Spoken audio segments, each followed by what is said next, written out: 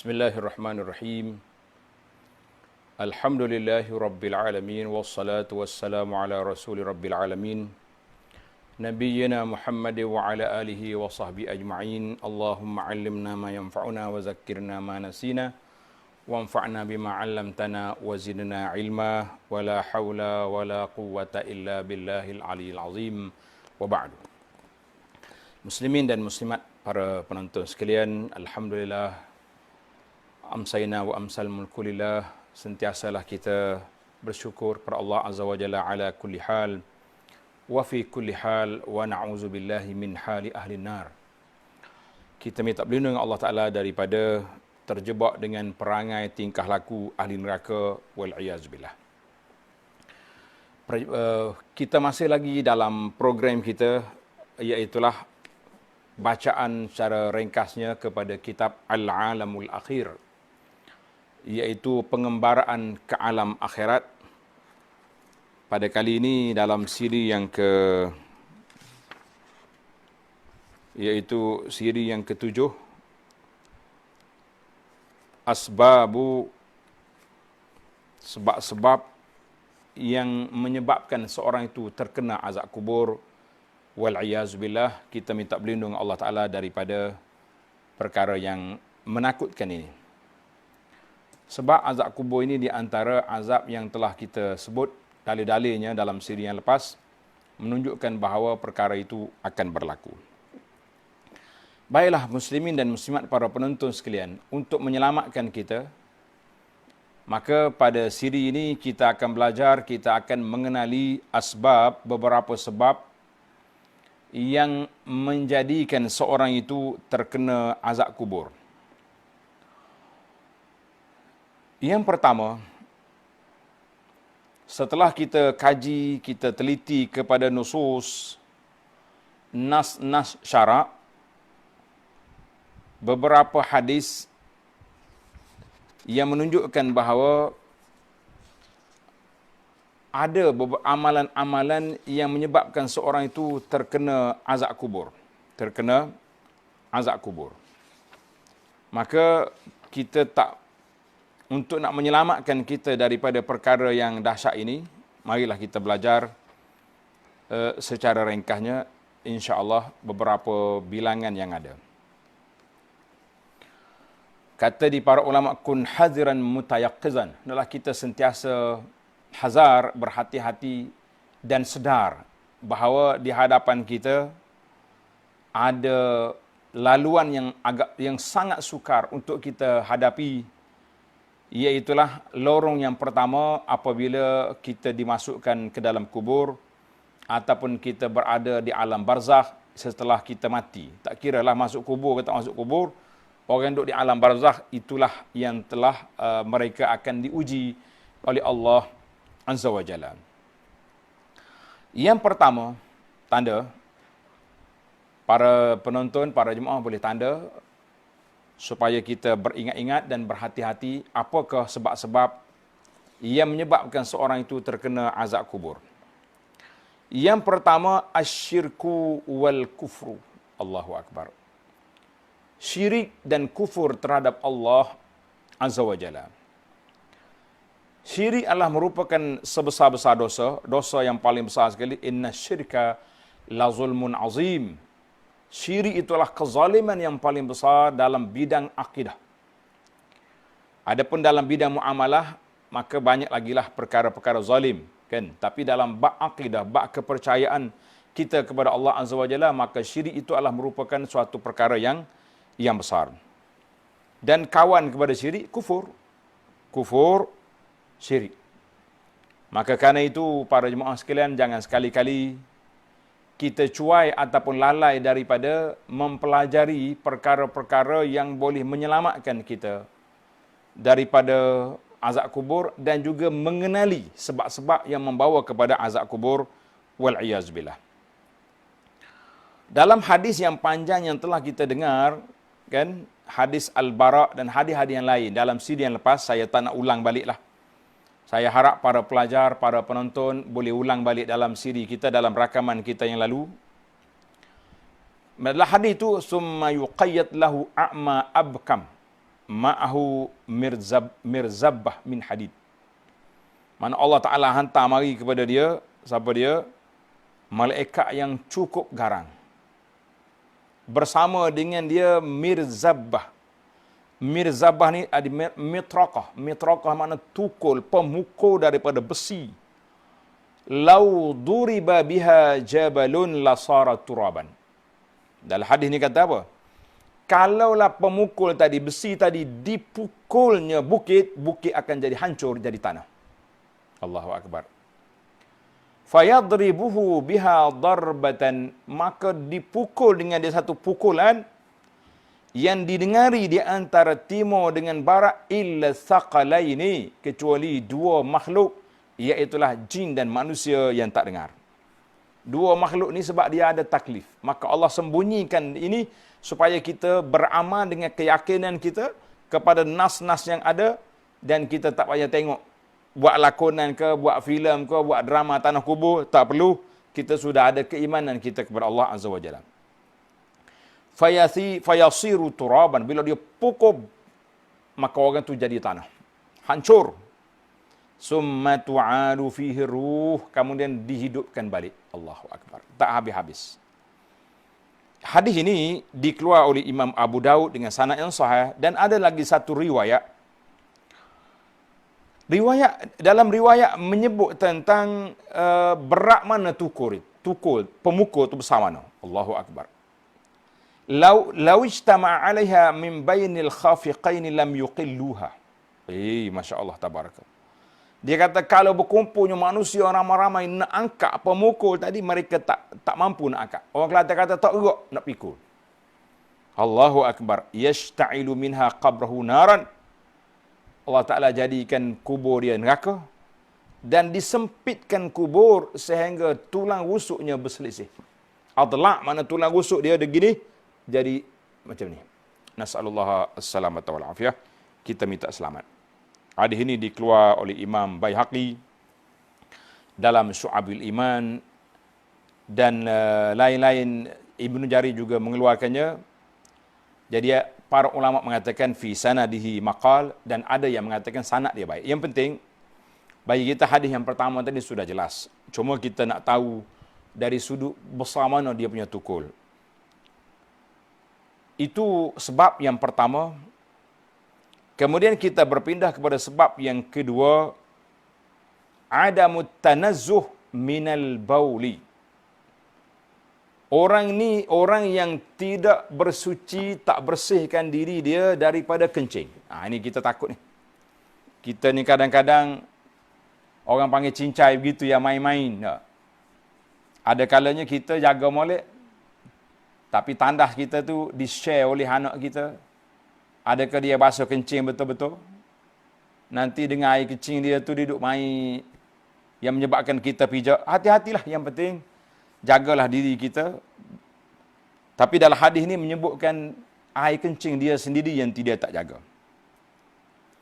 Dalam hadis Ibnu Abbas radhiyallahu anhuma, qala sallallahu alaihi wasallam, fa inna 'ammata 'azabil qabri minal baul.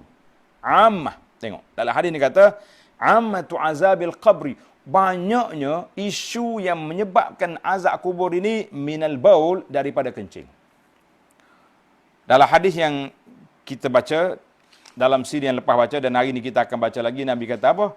Kana la yastatiru minal baul, orang ni tidak bersih, tak jaga daripada kencing. Sama ada kencing diri dia tak basuh dengan baik, tidak istinja dengan baik, ataupun kencing itu terkena pada pakaian dia, kena pada tubuh dia, kena pada tempat dia solat, yang menyebabkan solat dia dengan najis.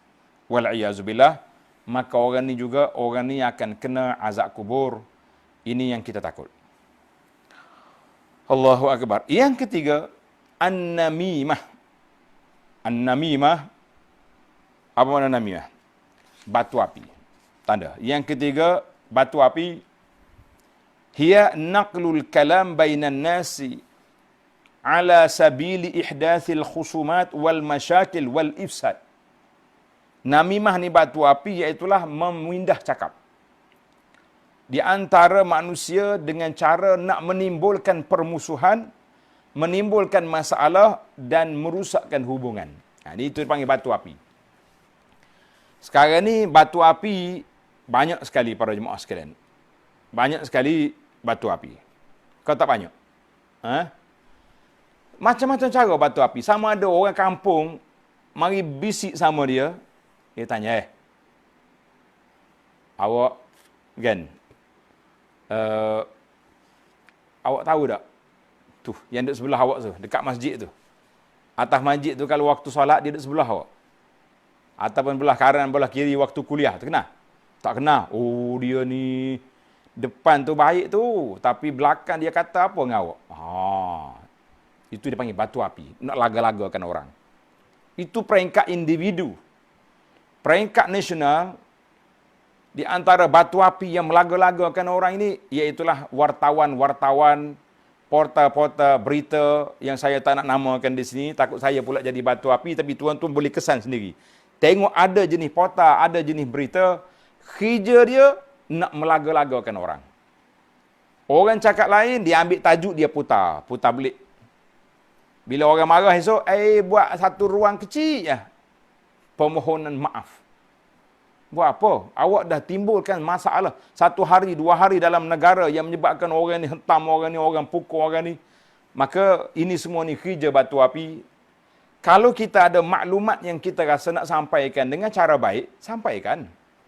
Tulis cara berhemah pada pandangan saya, pada perkiraan saya, tindakan sedemikian lebih baik sebab hujah sekian-sekian. Ni tak, dia kata, tindakan ini boleh menimbulkan gini-gini, menjadikan bodoh. Masya Allah, tabarakallah. Hak cerdiknya siapa? Awak. Saya tengok di antara isu yang jadi masalah yang kita bimbang para jemaah sekalian. Saya bimbang takut kita jadi batu api yang akan merusakkan hidup kita dalam kubur, yang menyebabkan kena azab kubur. Jangan duduk baca berita, diulah atas berita. Kita ulah di atas cerita yang tak betul, maka kita juga jadi tak betul. Jadi hari ini banyaklah batu-batu api yang duduk di tengah jalan atau duduk tepi jalan, duduk dalam surat khabar, duduk kat mana-mana. Kita kata ini di antara kumpulan-kumpulan yang cukup menakutkan kita para jemaah sekalian, iaitulah kerja batu api. Hadis yang telah saya baca dalam siri yang lepas, ingat tidak hadis? Iaitulah hadis yang dikeluarkan oleh Imam Ahmad At-Tabarani dengan sanad yang sahih daripada Abi Bakrah radhiyallahu anhu, qala marran nabiyyu sallallahu alaihi wasallam biqabraini, nabi kita lalu dekat 2 kubur. Nabi kata innahuma la yu'azzaban, mereka berdua sedang diazab. Wa ma yu'azzabani fi kabirin, mereka bukan diazab dengan benda yang besar. Nabi kata bala innahu kabir. Nabi kata dah, memang besar pun dosa yang dia buat. Maka Nabi kita sebut salah seorang daripadanya orang la yastatiru ataupun la yastanzihu, orang yang tidak apa? Orang yang tidak bersih daripada air kencing. Yang wa ammal akhar fakana yamshi bin namimah, yang kedua orang yang duduk berjalan dengan batu api, yang laga-lagakan orang. Kita kata ini calon yang cukup menakutkan kita para jemaah sekalian. Yang keempat, tanda yang keempat dah. Yang keempat, al-ghibah. Allahu Akbar.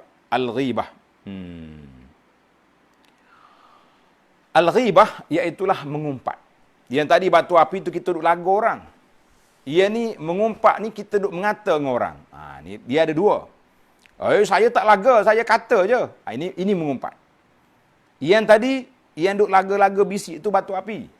Sebab apa batu api ni bahaya para jemaah sekalian? Kenapa? Sebab kata di para ulama, yufsidun namam sa'atan ma la yufsiduhu sahiru syahran.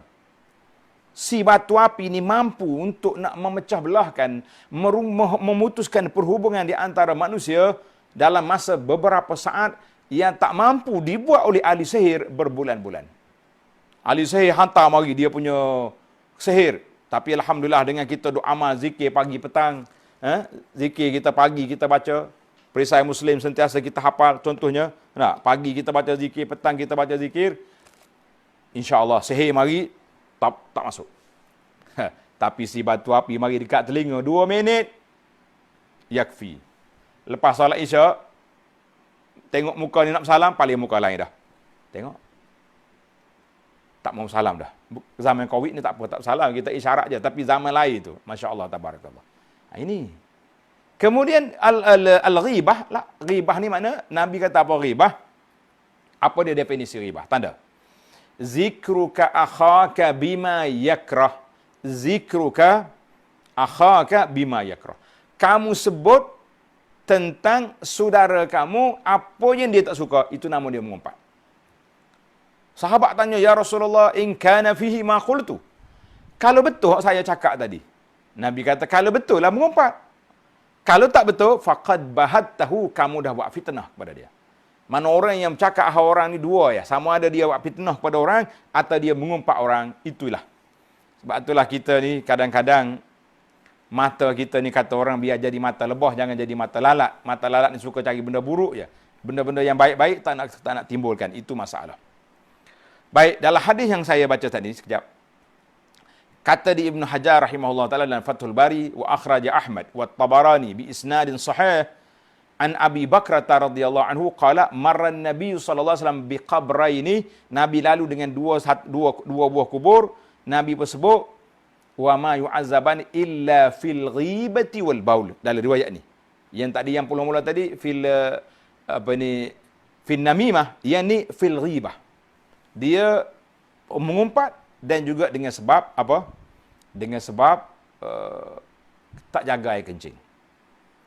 Daripada hadis Ya'la bin Syababah radhiyallahu anhu, Nabi sallallahu alaihi wasallam lalu Nabi kata inna hadza kana ya'kulu luhuman nas. Nabi kata orang ni diazab dalam kubur dia sebab tuan dia duduk mengumpat orang, summa da'a bi jaridatin ratbatin, maka Nabi kita pun ambil pelepah tamak dipacak. Cerita dia alhamdulillah para jemaah boleh tengok dalam CD yang lepas, ana ada cerita tentang boleh tak boleh kita bagi pacak pokok di atas kubur. Kita kata sebagai tanda kubur, na'am. Tapi sebagai nak meringankan azab kubur, kita kata siapa kita. Tidak ada autoriti untuk kita berbuat sedemikian. Baik, kita berpindah kepada sebab yang kelima, dia panggil al-ghalul. Apa dia makna ghulul? Iaitu ambil harta kerajaan sebelum dibahagikan. Orang ni dalam peperangan, kita pergi perang. Kita dapat harta orang ni banyak. Tapi kita harta tu kita ambil, kita sembunyi. Kita tak serah kepada dikumpulkan ramai-ramai, banyak-banyak. Maka orang ni, sebuah dalam hadis Nabi sallallahu alaihi wasallam daripada Abu Hurairah radhiyallahu anhu, dia kata iftatahna Khaybar. Kami pergi perang Khaybar. Khaybar ni tanda tuan-tuan, iaitulah pada tahun yang ke-7 Hijrah. Pergi Khaybar. Fafathallahu alaina falam naghnam zahaban wala wariqan. Kami benang, dapat buka Khaybar tapi kami tak dapat emas, tak dapat perak, kita dapat barang-barang, makanan, pakaian, dan juga dapat benda-benda yang lain. Mana harta benda tak ada, hawaid, dapat kebun. Summan talaqna ilal wadi. Kami lepas pada Khaybar, kami nak pergi ke Wadil Qura. Para jemaah sekarang kalau pergi dengan travel agent, sebahagian daripada travel agent ni dia bawa kita pergi ke Al-Ula. Mantiqat Al-Ula itulah Wadil Qura, dekat tu. Dan depan dia tu ada Madain Saleh. Maka Nabi pergi ke Wadil Qura. Salah seorang daripada hamba dia ni nama Mid'am. Mid'am. Mid'am ni tengah duduk berjalan, tiba-tiba mari panah sesak. Pom, kena hamba dia ni mati. Sahabat-sahabat kata, hani'an lahu syahadatu ya Rasulullah. Tahniahlah kepada hamba ni. Dia telah mendapat mati syahid ya Rasulullah. Sahabat-sahabat pergi ucap takziah. Qala Rasulullah sallallahu alaihi wasallam, Nabi kata apa? Kalla wallazi nafsu Muhammadin biyadih. Nabi kata tidak. Dia tak boleh masuk dalam syurga lagi. Sebab demi jiwaku di tangan Allah, inna syamlata lataltahibu alaihi naran. Baju ataupun kain yang dia ambil dalam peperangan Khaybar, dia tak serah ke kerajaan itu, sedang bernyala apinya dalam kubur. Masya Allah, tabarakallah. Maka qala fafazi'an nas, terkejut habis manusia. Ya Allah, ya Allah. Sedihnya kita, kan? Sebab apa sedih kita? Sebab apa? Sebab dia ni orang baik. Mati dalam peperangan. Tapi oleh kerana dia ambil harta kerajaan, maka harta hulul, bahaya, maka ketika itu orang ni tak selamat daripada azab kubur. Walaupun dia mati syahid. Patutnya dalam perbincangan yang kedua, yang kita sebut asbab al-munjiat, perkara-perkara yang menyelamat kita daripada azab kubur, termasuk daripada mati syahid. Tapi oleh kerana dia ni ambil barang, yang menyebabkan dia tak lepas. Jadi para jemaah sekalian, kita ni hati-hati dengan harta. Kita pegawai kerajaan, jangan bermudah-mudah ambil harta kerajaan, nanti kita tidak selamat. Allahu Akbar. Baik, kita pergi kepada yang kelima. Yang keenam, hajrul Quran wa rafduhu. Tinggal Quran, tak beramal dengan Quran, dan tidur daripada solat fardu. Orang solat, dia tak. Kata Nabi SAW, ammal ladzi yuslaghu ra'su bil hajar. Orang yang Nabi kita tengok, dalam mimpi dia tu dia tengok, orang ni dia pecah kepala dengan batu. Sebab orang ni hafal Quran. Kan, ya'khuzul Quran fayarfiduhu wa yanamu 'anis salah. Ini bahaya ni. Orang-orang hafal Quran, tapi tak baca Quran, tidak beramal dengan Quran, dan juga tidak melakukan salat. Hafiz Quran. Suara sedap, berebut masjid nak jadikan dia imam. Masya Allah, tabarakallah. Imam terawih. Tapi subuh cari tak jumpa. Tidur. Kita kata ini masalah besar. Hati-hati. Itu di antara perkara yang ke berapa dah kita? 5, yang ke-6. Dan yang ke-7, iaitu pendusta. Orang yang berdusta. Kazib. Pembohongan dia buat secara terbuka. Zaman macam zaman kita ini. Nabi SAW tengok seorang laki-laki yang dicocok mulut dia. Dicocok dengan besi daripada mulutnya, keluar di tengkuk. Kemudian ditarik lagi. Dicocok lagi. Masya Allah, tabarakallah. Nabi pun tanya malaikat, sebab apa orang ni kena azab ni? Kan? Kata Nabi, kata malaikat, yakzibul kazbata tablughul afaq.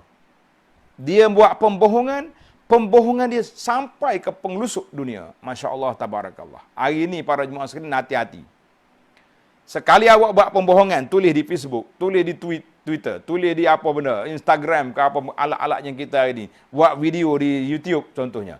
Buat tuduhan-tuduhan pembohongan. Kata orang ni, semua video awak tablughu bihal afaq sampai ke pelosok dunia, maka tunggu. Kalaulah video ini pembohongan, fitnah, kamu tunggu akan dicocok dengan mulutnya. Wal'iyazubillah. Yang ke-8, orang penzina akan diazab dalam kubur. Yang ke-9, akilur riba, orang yang makan riba. Wal'iyazubillah. Dan yang ke-10, orang yang buka puasa bulan Ramadan tanpa uzur. Orang yang buka puasa bulan Ramadan tanpa uzur, hati-hati, kita Ramadan akan datang, insya-Allah qariban. Maka siapa dia buka puasa pada bulan Ramadan tanpa uzur, orang ini juga termasuk di kalangan calon yang terkena azab kubur. Berapa perkara kita tu? 10 perkara, ya. Jadi para jemaah sekalian, saya ringkas-ringkas kerana masa kita sangat terhad. Kemudian saya nak pergi kepada yang kedua, iaitulah an-najatu min azabil qabri, asbabun najah min azabil qabri. Sebab-sebab yang boleh menyelamatkan daripada azab kubur. Kita hari ni Masya Allah, tabarakallah, bila sebut azab kubur, semua takut belaka. Betul tak? Siapa tak takut? Walaupun kita tak dengar, Allah Ta'ala sembunyikan daripada jin dengan manusia, tapi hadis-hadis yang sahih yang kita baca sudah memadai untuk menyatakan bahayanya perbuatan perkara-perkara yang boleh kena azab kubur ini. Wal'iyazubillah. Mari para jemaah sekalian, mari kita selamatkan diri kita daripada azab kubur. Dengan cara mana? Dengan cara kita melakukan beberapa amal yang disenaraikan secara ringkasnya dalam kitab yang saya baca ini. Yang pertama, amal-amal yang soleh, insya-Allah boleh menyelamatkan kita daripada azab kubur. Amal soleh. Di antaranya, solat. Orang yang jaga solat, insya-Allah dia selamat daripada azab kubur. Yang pertama. Yang kedua, orang yang bayar zakat. Termasuklah sedekah-sedekah yang sunat kita buat. Yang ketiga, orang yang berpuasa. Puasa Ramadan, jaga betul-betul. Dan dia juga puasa sunat Isni Khamis, insya-Allah pada hari-hari lain. Hari-hari yang dianjurkan puasa, Arafah, hari Ashura, kan? Ayyamul Bid, kita puasa. Yang keempat, melakukan perkara-perkara kebaikan. Apa saja benda baik kita buat. Yang kelima, as-sadaqatu was-silah. Sedekah secara umumnya. Tadi zakat tak wajib. Hak ni sedekah secara umum. Dan juga hubungi silaturrahim. Hubungi silaturrahim. Maka ini di antara sebab-sebab yang menyelamatkan kita daripada azab kubur. Yang keenam, wal ma'ruf. Iaitulah kita buat perkara yang baik. Yang ketujuh, al-ihsanu ilan nas. Kita buat baik kepada manusia. Buat baik kepada orang, kita kata ini di antara perkara yang boleh menyelamatkan kita, insya-Allah. Tapi 1, 2 sampai 7 ni dalil dianya satu hadis ya. Mana hadis? Tanda tuan-tuan hadis ni. Hadis Nabi sallallahu alaihi wasallam bersabda, "Wallazi nafsi biyadihi." Nabi kata, demi jiwaku di bawah tangan, di bawah kuasa Allah Azza wa Jalla. Orang mati itu mendengar pijakan, tapakan, kasut, selipar orang yang meninggalkan dia dalam kubur. Mana kita nak balik dari kubur, dia dengar belebak kasut, gila puak tu. Fa in kana mu'minan. Tanda tuan-tuan hadis ni. Fa in kana mu'minan. Andainya dia tu orang beriman, kanatis salatu inda ra'sihi. Salat duduk di kepala. Waz zakatu an yaminihi. Zakat duduk sebelah kanan. Was-saum an shimalihi. Puasa duduk belah kiri. Wa fi'lal khairat wal ma'ruf. Benda-benda baik yang dia buat, kebaikan yang dia buat kepada manusia, min qibali rijlaihi. Duduk di kaki dia. Fayu'ta min qibali rasi. Bila malaikat mari di sebelah kanan, belah kepala dia, fataqulus salat yang kita jaga. Solat kata, laisa qibali madkhal. Maaf, mu jangan mari depan aku ni. Aku solat. Dia tak pernah tinggal solat. Masya Allah, tabarakallah. Dia pergi belah kanan pula. Zakat kata, la mafi, laisa huna madkhal. Tak ada tempat nak masuk kau ni. Pergi. Dia pergi belah kiri pula. Puasa kata, la, tak boleh masuk. Dia pergi belah kaki pula. Segala kebaikan-kebaikan yang kita buat. Kita duk tolong orang susah. Kita duk bantu orang miskin. Kita buat kebajikan-kebajikan yang banyak. Duduk di kaki. Masya Allah. Tabarakallah. Maknanya, amalan-amalan 7 perkara yang kita senarai tadi, insya Allah, semuanya menjadi penyelamat, menjadi benteng, dinding daripada azab kubur, apabila kita masuk dalam kubur nanti, insya Allah. Maka, kalau rasa takut, perbanyakkanlah. Ni kita rasa takut. Tapi buat selu-selu juga. La, perbanyakkan dia. Masya Allah, tabarakallah. Masya Allah. Hadis ini dikeluar oleh Tabarani, Ibn Hibban, Al-Hakim, dan lain-lain. Dalam hadis lain, idza dakhala al-insan qabrah. Apabila seorang masuk dalam kubur, fa in kana mu'minan ahaffa bihi 'amaluhu as-salatu was-siyam. Kalau dia ni orang baik, dia dilingkungi oleh amalan-amalannya, puasanya, solatnya, duduk tepi dia. Jadi bila mari sebelah ni, solat kata, tak, saya ada sini. Mari belah ni, puasa kata saya ada. Mari sini, zakat kata saya ada. Hadis ini dikeluar oleh Imam Ahmad dan Tabarani dengan sanad yang sahih. Kita kata, Masya Allah, tabarakallah. Itu yang ketujuh. Yang ke-8, tuan-tuan tanda sendirilah kita punya senarai ini kan. Yang ke-8, apa yang kita, iaitu orang yang mati syahid. Dia panggil asyhadatu fi sabilillah. Orang yang selamat daripada azab kubur. Juga tanda asyhid, iaitu orang yang mati syahid. Orang yang mati syahid, syahid ma'rakah. Satu. Dan yang orang yang selamat lagi juga al-murabit fi sabilillah. Murabit ni maknanya Orang ni tak mati, tapi dia bekerja, bertugas menjaga sempadan, menjaga kawasan daripada diceroboh oleh musuh. Maka orang ni dikira orang yang insya-Allah orang yang selamat daripada azab kubur. Sebagaimana kata Nabi sallallahu alaihi wasallam, kullu mayyitin yukhtamu ala amalihi. Setiap mayat itu akan diakhiri hidup dia mengikut apa yang di akhir hayat dia. Illa allazi mata murabitan fi sabilillah. Mana orang kita ni bila mati habis setakat tu je. Kecuali orang yang mati murabit. Apa dia murabit? Berkawal, sempadan, menjaga daripada musuh. Maka amalannya subur. Wa ya'man, ini kita nanya. Wa ya'man min fitnatil qabri, dan dia aman daripada ujian dalam kubur. Rawahu Abu Daud wa Tirmizi. Masya Allah, tabarakallah. Dalam riwayat lain kata, wa aminal fattan, aman dia daripada ujian, daripada fitnah kubur. Kita kata alhamdulillah ini orang selamat, insya-Allah. Yang ketiga, kumpulan yang ketiga, dan tadi kita sebut sebab-sebab, ini kita tengok kumpulan pula. Sebab kita ada berapa tadi? Kumpulan yang selamat juga, man mata bida'il batin. Orang yang mati dengan sakit perut. Sakit perut. Dalam hadis kata, man yaqtuluhu batnuhu falam yu'azzab fi qabrihi. Orang yang mati dengan sebab sakit perut, maka dia tidak lagi diazab di dalam kuburnya. Masya Allah, tabarakallah. Jadi kita tak boleh nak mati pilih sakit perut. Nah, jangan pula kita hidup mati, duduk makan ubat sakit perut nak suruh matilah. Itu tak boleh. Macam kelebihan mati di Mekah, di Madinah. Tak boleh pula kita pergi Madinah, kita nak suruh mati kan. Kita pergi Madinah, kita nak suruh mati. Tak boleh. Sebab mana boleh? Kalau kita pergi, mati. Itu nasib baik. Jangan pula pergi cari aku nak mati. Minta nak mati tak apa. Jangan pergi buat benda-benda. Terjun bangunan ke apa, tak boleh. Allahu Akbar. Sama jugalah orang sakit dalam perut. Seperti saratan, kanser dalam perut dianya, dan lain-lain lagi insya-Allah. Itu semua nafal ajur syahid. Pahala mati syahid tu banyak lagi lah. Kan kita dah sebut dah dalam siri-siri yang lepas tentang asyuhada indallah.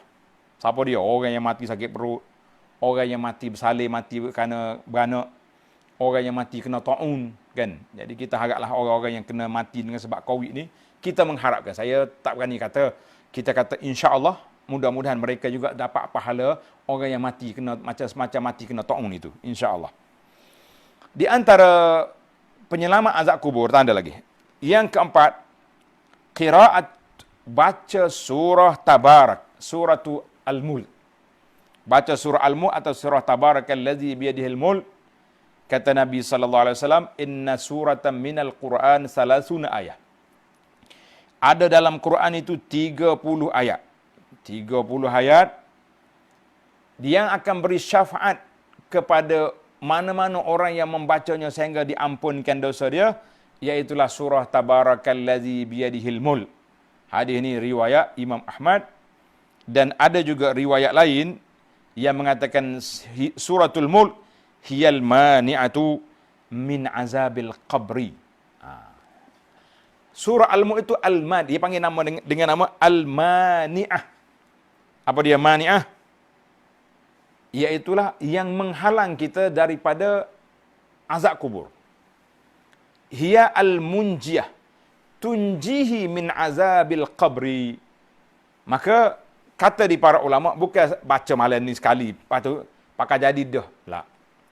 Dia seolah-olah kalau kita makan ubat ni dipanggil suplemen lah. Maka setiap masa beramal dengan dia, barulah kesan tu ada. Kata di hadis ini dikeluarkan oleh Imam Tirmizi, kata di para ulama hadis, wal qasdu anna an-najat takunu bi mudawamati qiraati hadhihi suratul mubarakah wal amal bimuqtadaha. Nak menyelamatkan azab kubur ni, kita kena baca surah ini berterusan setiap malam baca dan beramal dengan isi kandungannya. Kalau surah baca, tapi hak dia suruh dalam ayat wa ta'irau, la, kita kata tak boleh. Masya-Allah, tabarakallah. Ini surah. Kata Ibnu Mas'ud, Man qara'a, ini maksud ni panggil hadis mauquf. Man qara'a tabarakalladzi biyadihil mulk. Siapa dia baca tabarakalladzi biyadihil mulk tiap-tiap malam, mana'ahu Allahu biha min azabil qabri. Allah Taala sekat dia daripada kena azab kubur. Wa kunna fi ahdi Rasulillah sallallahu alaihi wasallam nusammiha al-mani'ah. Kami namakan dia surah ni al-mani'ah. Siapa dia baca setiap malam, faqad aktsara wa atab, maka orang tu orang yang baik insya-Allah. Kata-kata yang masuk ini dikeluar oleh Imam An-Nasa'i dengan sanad yang baik. Jadi para jemaah sekalian, itu di antara kelebihan-kelebihan yang ada. Ada lagi riwayat yang mengatakan di antara kelebihan juga orang yang mati, hadis Abdullah bin Amru radhiyallahu an, ma min muslimin yamutu yaumal jum'ati aw lailatul jum'ah. Masya-Allah. Siapa mana-mana orang yang mati pada malam Jumaat, pada hari Jumaat, au lailah tu malam Jumaat, illa waqahu Allahu fitnatal qabri, nasya Allah Taala akan selamatkan dia daripada fitnah kubur. Masya-Allah, tabarakallah. Jadi para jemaah sekalian, eloklah kalau kita nak doa, ya Allah, Allah makhtim lana bi husnil khatimah, ya Allah matikan kita dengan husnul khatimah. Kalau boleh kita minta matinya pada malam Jumaat, boleh mati di Madinah pula, lagilah. Kalau mati di Madinah malam Jumaat dalam keadaan husnul khatimah, orang panggil nurun ala nur. Tapi ingat, sebaik-baik manusia, sayyidul anbiya wal mursalin, mati pada hari Isnin, tidak mati hari Jumaat. Maka bukan syarat orang soleh mesti mati malam Jumaat. Tapi mati malam Jumaat mempunyai kelebihan sendiri, minal munjiat, di antara perkara yang boleh menyelamatkan dia daripada azab kubur. Insya-Allah. Jadi para jemaah sekalian, kalau kita mati hari apa pun, kalau kita mati dengan husnul khatimah, insya-Allah, tadi saya senaraikan 7-8 perkara, semuanya ada di kepala, ada di tangan kanan, ada kiri, ada kaki, ada semua, ada pengawal, insya-Allah kita akan selamat. Para jemaah sekalian muslimin dan muslimat.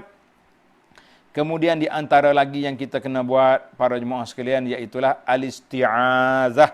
Sentiasalah minta perlindungan dengan Allah Azza wa Jalla min azabil qabri, daripada azab kubur. Nah, daripada azab kubur kita kena buat.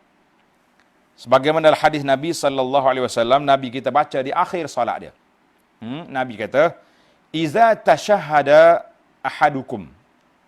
Apabila kamu selesai daripada membaca tasyahud. Tasyahud di akhir solat kita. Tak kira lah. Kalau solat 2 rakaat, maknanya tasyahud yang pertama itu sudah dikira. Solat 4, tasyahud akhir. Apabila kamu sudah bertasyahud, falyasta'iz billahi min arba'. Hendaklah dia minta dengan Allah Ta'ala daripada 4 perkara. Minta perlindungan Allah Ta'ala daripada 4 perkara. Baca tuan-tuan. Jangan tinggal baca doa ni. Kata belakang. Allahumma inni a'udzu bika min azabi jahannam wa min azabil qabri wa min fitnatil mahya wal mamat wa min syarri fitnatil masihid dajjal. Jadi kita baca sentiasa di akhir solat kita, sebelum kita bagi salam, kita baca doa ni. Kita minta perlindungan Allah Ta'ala daripada berapa perkara? Daripada 4 perkara yang menakutkan kita ini. 4 perkara yang sangat menakutkan kita. Yang pertama, kita minta perlindungan Allah Ta'ala daripada azab neraka Jahannam. Yang kedua, min azabil qabri, daripada azab kubur. Yang ketiga, wa min fitnatil mahya wal mamat, daripada fitnah hidup, fitnah mati. Yang terakhir, daripada syarri fitnatil masih dajjal, daripada fitnah dajjal. Hadis ini sahih, dikeluar oleh Imam Muslim. Jadi para jemaah sekalian, alhamdulillah semua bacaan-bacaan tadi sudah kita letak dalam kitab kita ni. Nama dia Perisai Muslim, sama ada baca yang ni ataupun yang kecil, yang warna biru tu, warna kecil ni, ataupun buku zikir pagi petang.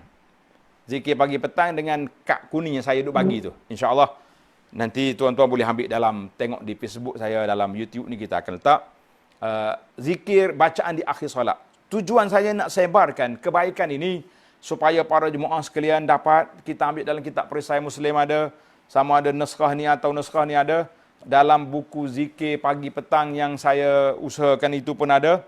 Jadi alhamdulillah para jemaah sekalian, kebaikan-kebaikan yang kita sebarkan ini mudah-mudahan menjadi jariah, menjadi amal-amal yang soleh, yang boleh menyelamatkan kita insya-Allah.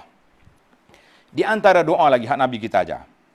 Di akhir solat kita kata, ya, Allahumma inni a'udzubika minal ajzi wal jubni wal jubni wal bukhli wal harami wa azabil qabri. Kata, Allahumma inni a'udzubika minal ajzi wal kasali wal jubni wal bukhli wal harami wa azabil qabri. Ya Allah, aku minta perlindunganmu ya Allah daripada lemah. Dipanggil al-ajzi. Jadi lemah. Lemahlah kita ni kan, lemah macam-macam. Lemah nak ibadat apa sahaja. Dalam bab makan tak lemah kan. Wal kasal, malas. Malas nak ibadat, malas nak kerja. Zaman Covid duduk rumah ni pun, tengok rumah dia macam kapal pecah juga. Berkubah. Orang Kelantan kata kubah. Kubah barak ke. Tak. Maknanya bersepah. Patutnya inilah masa kita nak susun rumah, nak buka almari lama-lama kita apa yang ada. Allahu Akbar. Tak jadi juga. Wal jubni, daripada sifat penakut. Penakut. Ni takut kau Covid ni macam mana? Takut Covid ni panggil takut naluri je. Sebab dah ada benda tu bahaya. Kita takut macam takut kau ular, skorpion, jengki kala. Itu biasa. Tapi yang kita takutnya ni, al-jubun, penakut sungguh ni. Tengok bini tak tutup aurat, tak berani tegur. Madam, tegur kena marah. Nah, tengok anak tak solat, biarkan. Lah, itu penakut nama dia. Wal bukhli, daripada sifat bakhil. Wal harami, daripada tua yang susah. Tua tak larat dah kan. Yang kita naknya wa azabil qabri, daripada azab kubur. Allahu Akbar. Kan dalam riwayat lain kata Sa'ad bin Abi Waqqas radhiyallahu anhu, kana Nabi sallallahu alaihi wasallam yu'allimuna haula'il kalimah. Nabi ajar beberapa kalimah ini kepada kita, di antaranya doa yang kita baca di akhir solat kita dan lain-lain. Allahumma inni a'udzubika minal bukhli wa a'udzubika minal jubni wa a'udzubika min an uradda ila arzalil umur. Aku minta berlindung ya Allah Ta'ala daripada aku dikembalikan umur yang hina. Maknanya jadi nyanyuk. Nyemai di cucu. Nenek, dah makan? Belum. Padahal mulut tak basuh lagi. Tangan bekas nasi tak basuh. Tak makan dah. Mokmu tak cara kat aku. Berat lagu ni.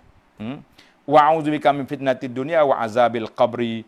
Masya Allah, tabarakallah. Banyak sekali hadis-hadis yang sahih yang telah diriwayatkan oleh imam-imam hadis di dalam kitab kita.